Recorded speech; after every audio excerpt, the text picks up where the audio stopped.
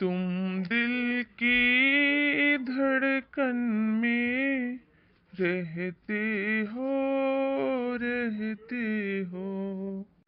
बाहों में आ जाओ, सपनों में खो जाओ। तुम धड़कन में रहते हो। सुनिए जी। अरे वाह, आ गई तुम। हाँ जी, मैं आपको बताने आई थी।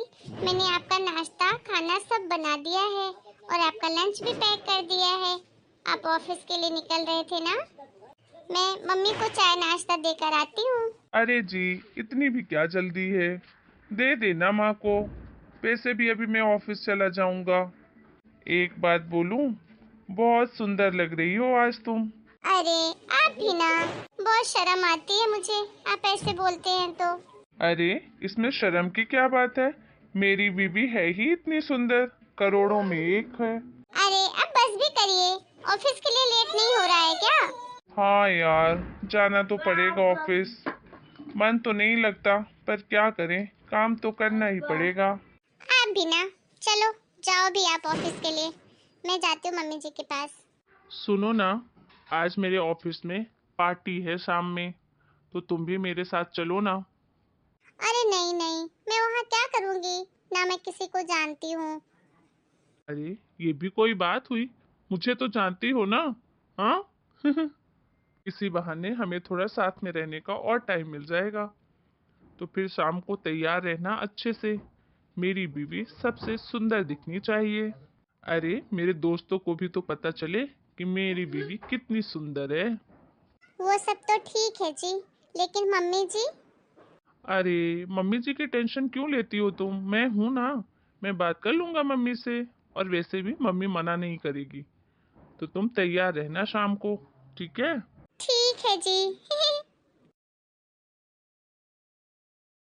हाय, कितनी सुंदर है मेरी बीवी। प्रणाम माँ जी। खुश रहो बहू, सदा सुहागन रहो। थैंक यू मम्मी जी।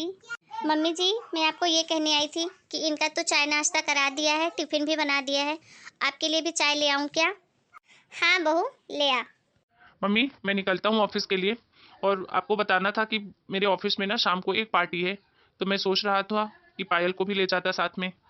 पर मम्मी जी, मैं इनके ऑफिस में जाकर क्या करूँगी? मैं तो किसी को जानती भी नहीं हूँ। आप जाओ, मैं नहीं जाती। अरे बहू, क्या मैं नहीं जाऊँगी?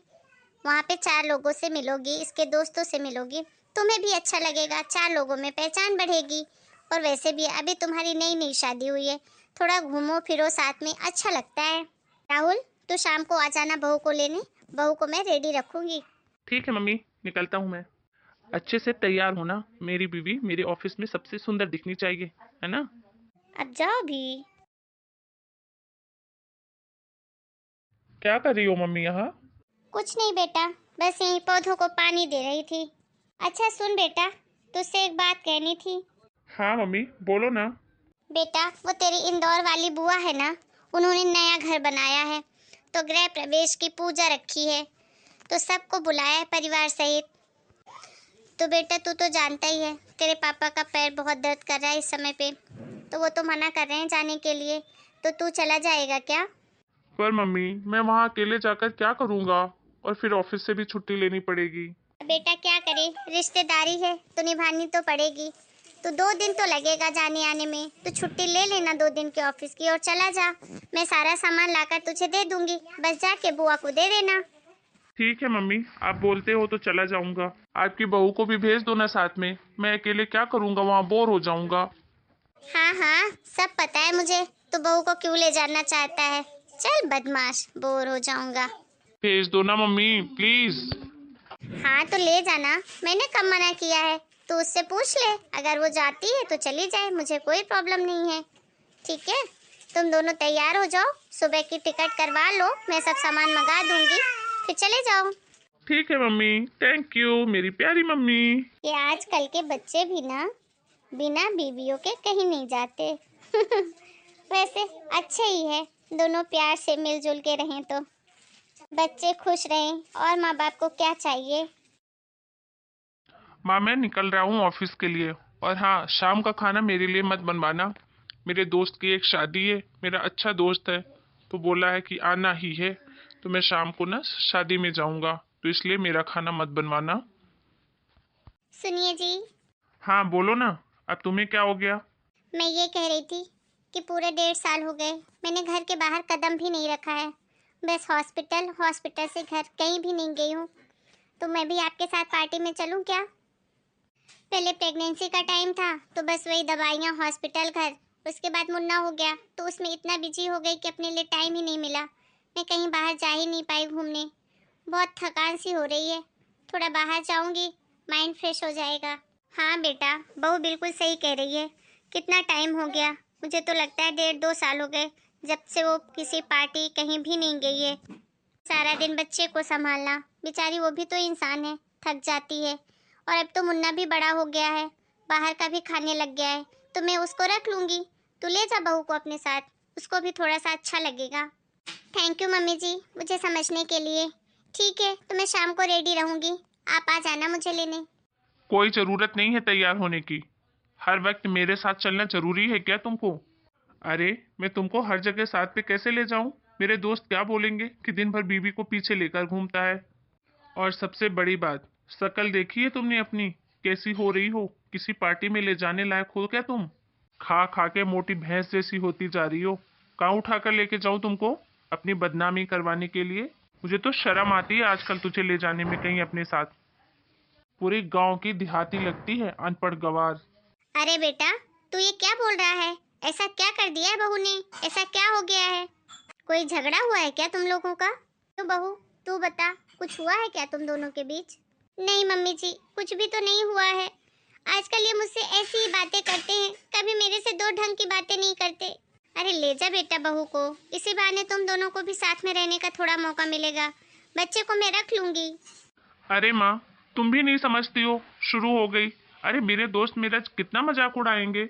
बेटा, जब तक पति नहीं चाहे ना, तो कोई भी पत्नी पर उंगली नहीं उठा सकता। मजाक बनाने की तो बहुत दूर की बात है।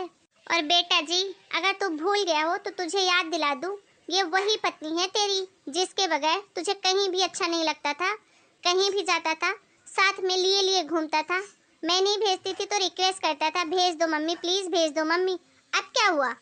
अरे समय के साथ थोड़ा सा उसका रंग ढल गया है, मोटी हो गई है, तो क्या हो गया?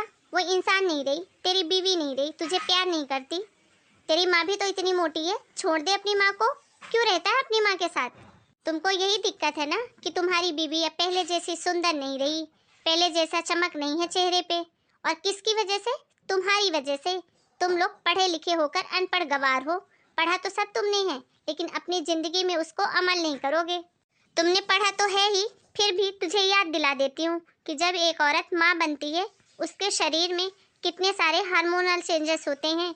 उसको कितना एडजस्ट करना पड़ता है, उसको कितनी तकलीफ होती है हर चीज़ को मैनेज करने में।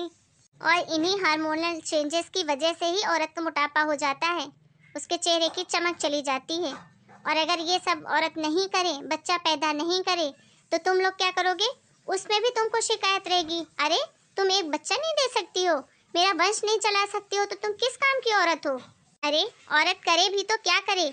बच्चा पैदा करे तो मोटी हो रही है, रौनक जा रही है चेहरे की, तो पति को शर्म आने लगती है पत्नी के साथ जाने में। और अगर बच्चा नहीं करे तो उसके पति की, उसके परिवार वालों की, सबके ताने सुन सुन के उसके कान ही पक जाएं कि तुम एक औलाद नहीं दे सकती हो, तुम मेरा वंश ही नहीं चला सकते हो, तो काहे की बीवी हो? और बेटा जी, अब तुम ही बता दो, औरत करे तो क्या करे?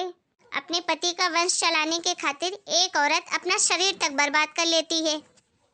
सुन, और तू क्या कहता था? मैं अपनी पत्नी से बहुत प्यार करता हूँ। क्या हुआ तेरे प्यार का? क्या यही प्यार है तेरा? अरे बेटा, प्यार तो वो होता है जो अंधा होता है, उसकी बीवी की रिस्पेक्ट करता है। कि जिस औरत ने तेरे वंश को चलाने के खातिर, तेरे परिवार को चलाने के खातिर सब कुछ भूल गई, रात भर जाग जाग के बच्चे को पालती है, सारा दिन तेरे घर को संभालती है, इतने काम करने के बाद भी पति को सिर्फ उसका चेहरा नजर आता है, इसे तू बोलता है कि मैं प्यार करता हूँ? और बेटा सुन, जो सच्चा प्यार करता है ना अपनी पत्नी से, वो कभी भी मोटा पतला काला गोरा अच्छा बुरा ये सब नहीं देखता है। और अगर औरत शरीर खराब करती है ना तो सिर्फ तुम्हारी वजह से, तुम्हारा वंश चलाने के खातिर। और तुम्ही लोगों को उसके बाद उसका शरीर ही अच्छा नहीं लगता, वो तुमको शर्मिंदगी लगने लगती है उसी से। और तू क्या बोला था, तुझे शर्म आती इसको ले जाने में? अरे शर्म तो तुझे आनी चाहिए तेरी इस घटिया सोच पे।